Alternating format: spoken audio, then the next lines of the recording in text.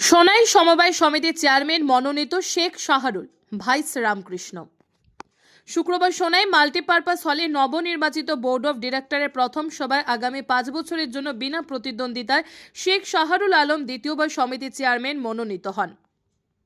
Vice chairman মনোনীত হয়েছেন রামকৃষ্ণনাথ। এর আগে নির্বাচনী রিটার্নিং অফিসার রায়হান আহমেদ লস্কর সদস্যদেরকে শপথ বাক্য পাঠ করান। সমিতির সচিব হবিবুর রহমান মজুমদার নবনির্বাচিত সদস্যদের বরণ করেন।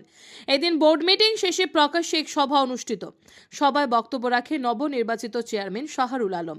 তিনি সমিতির উন্নয়নের সর্বস্তরের জনগণের সহযোগিতা কামনা করেন।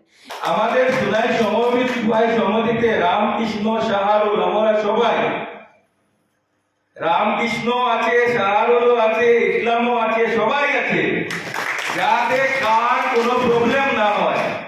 আমরা সবাই হিন্দু মুসলমান সবাই মিলে এই সমবায় সমিতিকে এগিয়ে নিয়ে যাব।